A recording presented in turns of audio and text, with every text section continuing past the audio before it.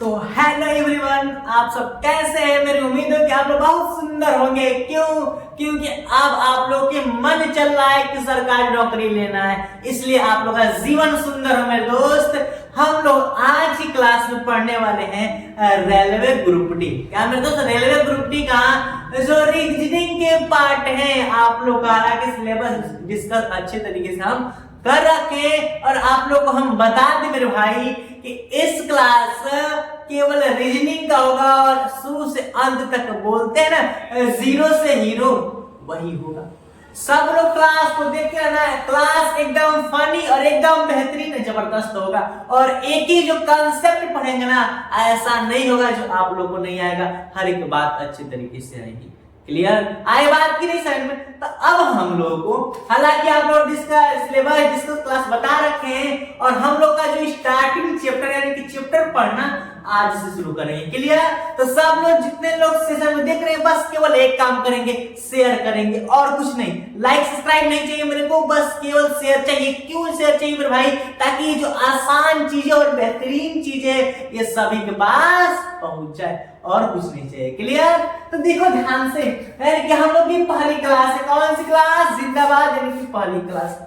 पहली क्लास राम राम वाली क्लास है, ध्यान देना। ठीक है? तो इसमें हम लोग पढ़ना है सादृश्यता। ध्यान देना, सादृश्यता आई मीन एनालॉजी पढ़ना वाली क्लास फर्स्ट है और एकदम बेहतरीन रहने वाली। अब शुरू करें ना, राम का नाम लेना एक बार। तो ध्यान देना क्या है, हम लोग का है सादृश्यता। क्या है? सादृश्यता। यही न है, कुछ और है। यही है बिल्कुल। अगर एक चीज देखी जाए, वो एक चीज क्या, तो जो सादृश्यता शब्द है वो दो चीजों से मिलकर बना है। कौन कौन चीजों से जी? सा प्लस दृश्यता, सा प्लस दृश्यता। क्लियर? अब कहेंगे सर जी बता दिए, क्या हम लोग बता रहे कौन चीज का है? नहीं, घबराओ मत शुरू से, क्योंकि आप लोगों को बता दिया गया है ना कि सादृश्यता में क्या हुए, रट ली है वही। लेकिन हम वो चीज बताएंगे, चीजों से जो शब्दों से मतलब निकलती वो चीज। बोलते हैं ना कि रीजनिंग का एक जो पाई होता है वो भी ना छोड़ेंगे।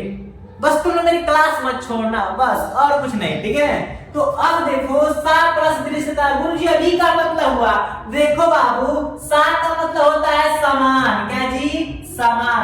अदृश्यता का मतलब दिखने वाला, आई मीन कहने का सेंस ये हुआ कि समान दिखने वाला। क्या सादृश्यता का अर्थ क्या होता है? निकला क्या? सादृश्यता का अर्थ क्या निकला समान दिखने वाला। गुरुजी इसका मतलब क्या? अगर यहाँ पर ऐसे बना दिए चुलवा, नहीं जी मुनुआ, ठीक है, ये है तो सेम दिखने वाला यहाँ पर हम बना देंगे। हालांकि बड़ा छोटा हो गया ना जी, चलो छोटा सा बना दे रहे हैं। तो ऐसा ही बना दिए, अगर सेम दिख रहे हैं तो वही सादृश्यता होती। आई बात समझ में? कहने का सेंस ये कि इसके सवाल ये होती है ना मेरे भाई, कि जैसे एक होता हम लोग का गाजर अनुपाते बोल दिए लाल। ठीक? अब यहाँ पर हम एक चीज है, देखो ध्यान से, कहने का सेंस कि गाजर भी क्या होता है? लाल होता है। तो लिख दिए टमाटर भी क्या होता है? लाल होता है। क्लियर? सेम कैटेगरी है कि नहीं? तो यही सादृश्यता होता है कि जो काम इसमें हुआ वही काम इसमें हुआ। गाजर भी लाल, टमाटर की जगह बैगन भी लेते कि नहीं, लंका वाला। ठीक है? वही प्रचलित है इस समय। ठीक है? तो जो टमाटर है हम इसलिए लिए क्योंकि गाजर भी लाल, टमाटर भी लाल। कहने का सेंस ये हुआ ना, इसमें सवाल देते हैं एक ऐसे करके सवाल देता है। अब सर जिसका का मतलब मेरे भाई, जो काम ए और बी में होगा, जो रिलेशन ए और बी, ध्यान दो।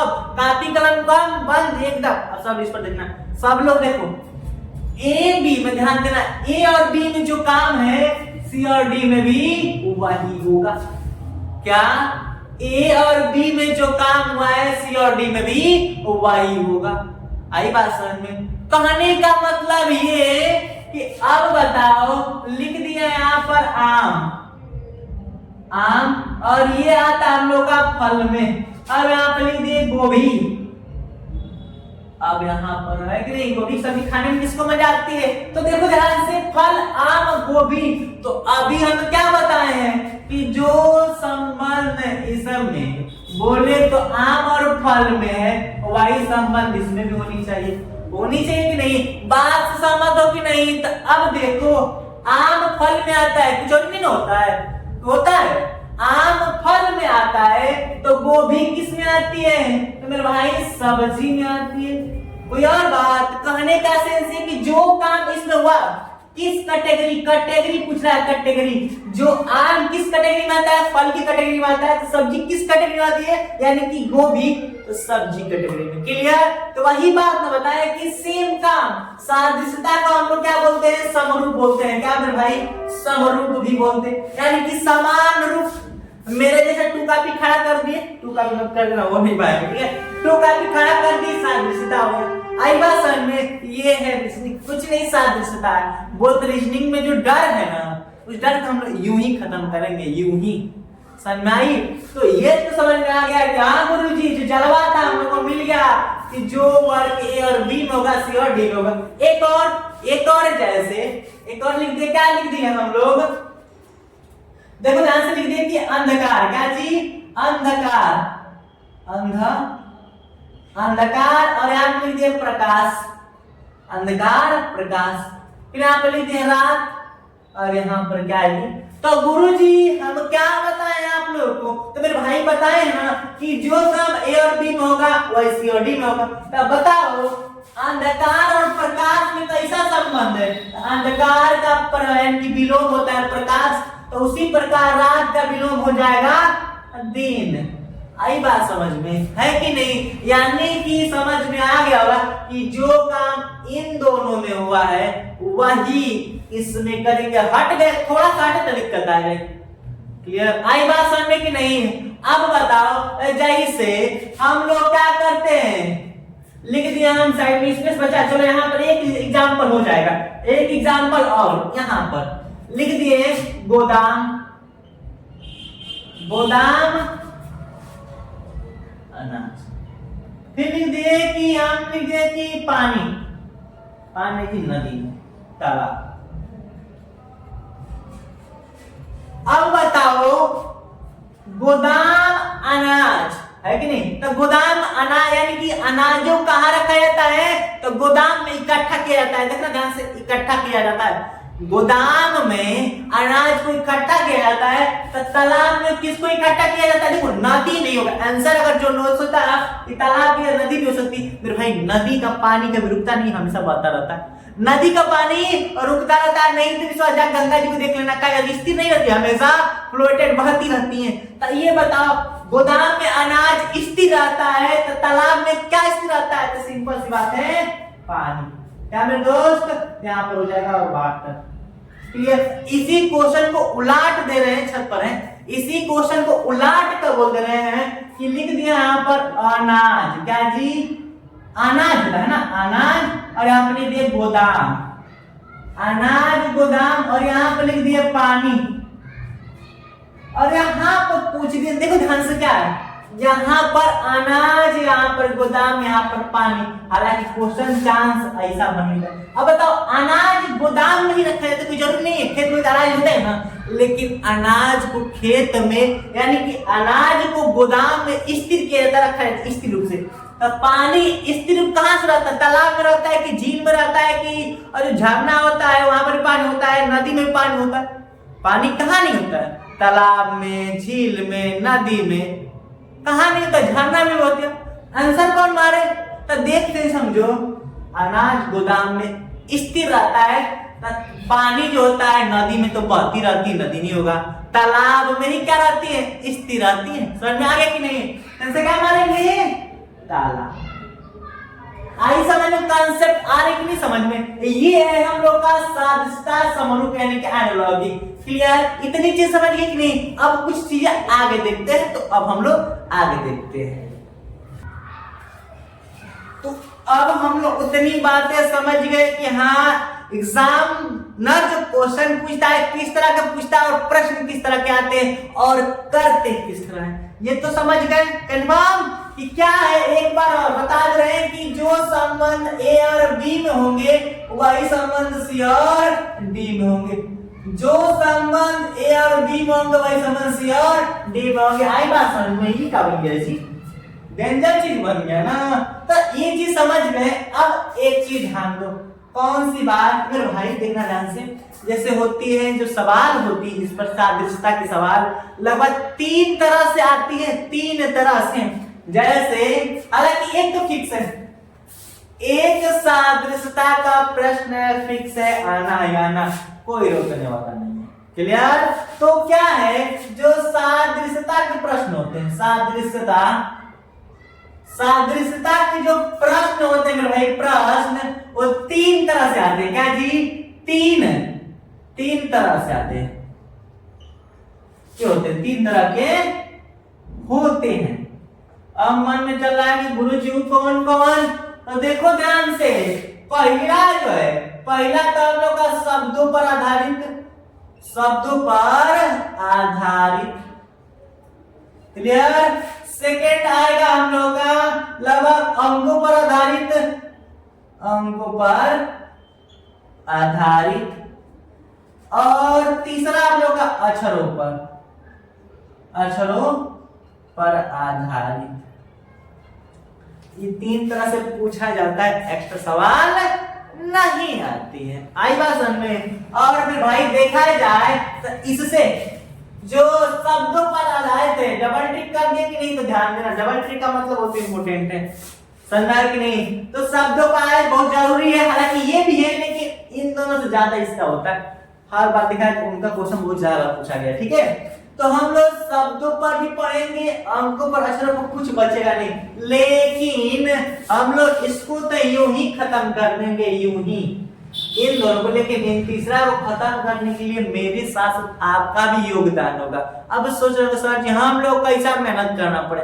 कि तुम लोग तो ऐसा हो कि मेहनत करना चाहते नहीं हो, हर चीज चाहते तो शॉर्ट्स में मिल जाए, छोटा ही छोटा मिल जाए, है कि नहीं? मेहनत करो, किताब को भी तो खोलो, समझ में? छोटा ही छोटा मेहनत का नाम ये डर गए, है कि नहीं? देखो ध्यान से, मेहनत किस बात की है कि ए से लेकर अक्षरों पर आधारित सवाल होती है ना मेरे भाई। जैसे मान लो दे दिया कि बी वाई, यहाँ पर सी एक्स लिख दिया, ए जेड, और यहाँ पर पूछ दिया क्या आएगा, है कि नहीं? तो एक चीज देखो ध्यान से, ऐसे सवाल को करने के लिए ना बी वाई सी एक्स ए जेड, इस सवाल में हम लोग को ए से लेके जेड का, क्या मेरे भाई, ए टू जेड इधर लिख दे रहे हैं, क्या ए टू जेड का क्रम, ए टू जेड का क्या जी, विपरीत, यानी कि सीक्वेंस याद करना है और अपोजिट याद करनी है और कोई चीजें नहीं। तो इस चीज के लिए आप लोगों को कहीं और की जरूरत नहीं है और जाने की। जिनको याद है उनके लिए बहुत बड़े वेरी गुड, लेकिन जिनको याद नहीं है उनको भी वेरी गुड। किस बात के लिए? क्योंकि आप लोगों को ज्यादा नहीं करना है। इसी चैनल में आप लोग का एक पर्सनली वीडियो बना रखे हैं ए टू जेड का सीक्वेंस और अपोजिट याद करने का। जिनको नहीं याद है ना 100% की गारंटी, उनको ऐसा नहीं होगा कि नहीं याद होगा। ए टू जेड का क्रम भी और साथ साथ अपोजिट भी ऐसे नहीं बताएगा, इसको ट्रिक के साथ कंसेप्ट भी बताया गया। क्या मेरे भाई? ट्रिक को भी बताया गया है और साथ में कंसेप्ट भी बताई गई है। आई बात समझ में? कुछ दिक्कत नहीं होगा। ए टू जेड अरे याद है तो ये अक्षरों पर सवाल हो पाएंगे, वरना हम तो बता देंगे, फिर भी तुम लोग क्या करोगे, है ना? है कि नहीं मेरे भाई? तुम सब क्या करोगे भाई? आप लोग क्या करोगे सोचो थोड़ा, है ना? तो इसके लिए समझना बहुत जरूरी है ए टू जेड का क्रम और साथ में विपरीत मेरे दोस्त। आई समझ में? और ये तो चलो हाँ गुरुजी ये तो हम याद कर लेंगे, मानते हो ना? अब इन दोनों को तो बता दीजिए। चलो देखते हैं एग्जांपल। जैसे मान लो पहला दे दिए, पहला हम दे दिए, पहला के चलो मान लेते हम ले लिए, क्या लेते हैं, आलोक, आलोक, और यहां पर क्या लेते हैं, प्रकाश, आलोक प्रकाश ले लेते हैं, और यहां पर लेते हैं आलोक की जगह चला अंधेरा लेते हैं, अंधेरा, अंधेरा और यहाँ पर लेते हम क्या लेंगे, चलो दिन लिए, नॉर्मल एग्जांपल ये समझने वाले, फिर धीरे धीरे बढ़ाते चलेंगे। अब ये उदाहरण समझ रहे हैं, ये तीनों पर सवाल लगभग इतना सवाल पढ़ने की कोई दिक्कत नहीं रह जाएगा। आलोक, अंधेरा, दिन, यानी कि आलोक का मतलब होता है प्रकाश, क्लियर। आलोक का अंधेरा क्या है, तो आलोक का मतलब होता है प्रकाश, प्रकाश का विपरीत अंधेरा, विलोम है, तो दिन का विपरीत क्या होगा, रात। आई समझ में है कि नहीं। अब सर जी का छोटा छोटा सवाल देने है कि नहीं। तो उसी प्रकार एक और सवाल ले लिए, जैसे ले लिए शिक्षक। शिक्षक क्या करता है, शिक्षा देता है, पता है कि नहीं। तो उसी प्रकार डॉक्टर। अब ये बताओ, शिक्षा डॉक्टर और यहाँ पर पूछ रहा है, तो मेरे भाई ये बताओ शिक्षक क्या करता है, शिक्षा देता है। मैं क्या कर रहा हूँ, शिक्षा दे रहा हूँ ना, कुछ और ना ले रहा हूँ हमसे। हाँ भाई ज्ञान भी ले रहा हूँ, ठीक है। तो शिक्षक शिक्षा देता है, तो डॉक्टर क्या करता है, तो दवाई देता है ना। क्या करता है, दवाई देता है। क्या करता है, दवा देता है। ऐसा में कोई दिक्कत, तो हम लोग को समझ में आ गया कि हाँ गुरुजी, तो अभी से हम लोग को आप यही समझाना चाह रहे हैं कि ए और बी में जो वर्क हो रहा है, सी और डी में वही करना है। तो अब बताओ, आलोक का विपरीत अंधेरा, विपरीत है तो दिन का विपरीत रात। शिक्षा का कार्य शिक्षा देना है, तो डॉक्टर का कार्य दवा देना। आई बात की नहीं समझ में, इतना तो एकदम गारंटी कि समझ में आ गया होगा, कोई आपत्ति नहीं है। तो चलो एक क्वेश्चन इस पर भी देखते हैं, सब द्वारा तो समझ में आ गया कि हाँ प्रश्न इस तरह देंगे। और कल की क्लास जो रहेगी ना, हालांकि ज्यादा लॉन्ग नहीं बनाएंगे क्योंकि आप लोग पढ़ते पढ़ते बोरिंग फीलिंग होती है, इसीलिए छोटे छोटे पढ़ेंगे, अच्छे तरीके से पढ़ेंगे, कुछ भी छोड़ा नहीं जाएगा, ठीक। तो अब मेरे भाई बता दें, शब्द तो हो गया। अंकों की बात करें, अंकों, तो अंकों पर जैसे दे दिया, क्या लिख दिया, 8 लिख दिया और यहाँ पर 68 लिख दिया, ठीक। फिर लिख दिया यहाँ पर 6 और यहाँ पर पूछ रहा है, तो चलो इसका ऑप्शन भी दे देते हैं, 39, 38, 40 और हम लोग का 35, चलो 35 ले लिए। अब गुरुजी इसका ऑप्शन का है मेरे भाई, इसमें अंकों के सवाल में ऑप्शन बहुत जरूरी होते हैं, ठीक है, क्यों, बहुत कंसेप्ट लग सकते हैं, इसलिए अब हम 8 को क्या लिख दिए, 68 लिख दिए, अच्छा को यहाँ पर क्या लिखा जाएगा। तो ये तो आप लोग को हम बता रखे हैं, आप लोग को पता भी है कि जो काम इससे इसमें होगा, जो काम 8 और 68 में हुआ है, वही काम इसमें और इसमें करना है कि नहीं, और कुछ करना है नहीं ना। तो अब समझो कि किया क्या है। अब बताओगे कि यहाँ पर 8 है और 68, एक चीज समझो, ध्यान समझना, 8 का स्क्वायर कितना होता है, 8 का स्क्वायर 64 और 8 का आधा कितना होता है, 4, यानी कि 64 4 68, यही किया है कि नहीं। लेकिन अभी ध्यान रखो, अभी इसका भी करने के बाद चेक करेंगे, ऑप्शन दिया है तो ठीक है, वरना कुछ और काम करेगा। उसी प्रकार 6 का स्क्वायर 36 और 6 का आधा 3, 36 3 39, ऑप्शन मैच कर रहा है। हाँ गुरुजी 39 दिया है, तो समझ में आया कैसे करना है। एक एक चीज कंसेप्ट बाद में पढ़ेंगे और छोटी छोटी से कुछ ना छोड़ा जाएगा जी। घबराए कहें तो इतना सीरियस मत हो पढ़ाई को लेकर, लेकिन फोबिया इतनी मत सुन लो, ठीक है, फोबी, लेकिन हावी मत कर लो, फोबिया मत रखना, कुछ भी रीजनिंग में डर मत खत्म करना, एक बार भरोसा रखो मेरे पर, ठीक है। तो 8 का 68, 6 का कितना हो जाएगा 39, तो क्या काम किया है, स्क्वायर करके, और जिसका स्क्वायर किया उसका आधा करके उस संख्या में जोड़ दिया गया, ठीक है। तो उसी प्रकार 6 का स्क्वायर 36 और 6 का आधा कितना होता है 3, 36 3 39, जो काम इसमें किया था वही काम इसमें कर दिए, यानी कि जो काम 8 और 68 में था वही इसमें कर दिए। क्लियर, समझ में आया कि नहीं। तो यहाँ तक हम लोग का आज का सेशन था, और एक काम प्रॉमिस करो कर लोगे ना, है कि नहीं, करना क्या है, A to Z का नाम याद कर लेना यार, कसम खा लेना गंगा कसम, ठीक है। तो ये चीज याद करना जाना, मेरे चैनल के वीडियो में ऊपर लिंक दिया गया है, इसका मतलब मिल जाएगा आप लोगों को, अच्छे से देख लेना, साथ में सब्सक्राइब भी कर देना। सेशन को यहीं तक रखते हैं, मिलते हैं अगले एपिसोड में। आज सबको इस बार नौकरी लेनी है, सबको तो नहीं कहा जा सकता, जो मेहनत करेगा भाई मेरे भाई नौकरी लेने के लिए, देखो कुछ पाने के लिए सीमा पार करना पड़ेगा, समझ है कि नहीं। हद एक बार मेहनत हद से ज्यादा करो, हद से बहुत ज्यादा, इतना जल्दी नौकरी नहीं मिलने वाली है। सफलता इतना अच्छा और सीधा रास्ता नहीं चुनता है, समझ में आए कि नहीं। सफलता एक बार पढ़ो फेल हो, एक बार दूसरी बार पढ़ो उस बार फेल हो, तीसरी बार पढ़ो फेल हो, चौथी बार फेल होगे, पांचवी बार तुमको टेंशन होगी, घर की जिम्मेदारी होगी, बहुत होगी, तब जाके सफलता मिलेगी, इतनी जल्दी नहीं मिलने वाली है। तो चाह रहे कि मिली तो बहुत मेहनत पड़ेगा, कड़ी से कड़ी मेहनत, बहुत कुछ सैक्रिफाइस करना पड़ेगा, बहुत कुछ सैक्रिफाइस करना पड़ेगा, बहुत कुछ। क्लियर? तो यहीं तक रखते हैं, ज्यादा नहीं बातचीत करते हैं, बेटर होगा। मिलते हैं अगले एपिसोड में, लेकिन उस एपिसोड में आप लोग सब ये चीज सुनेंगे, ये चीज पूछेंगे आप लोग कमेंट में ना, और शाम 7 बजे यहीं पर लाइव क्लास होती है, शाम 7 बजे। क्लियर? तो अब हम लोग अगली क्लास में मिलेंगे, जो कल वाली क्लास रहेगी। थैंक्स फॉर वॉचिंग, जय हिंद, बाय बाय, और जाते जाते शेयर भी कर देना भूलना मत।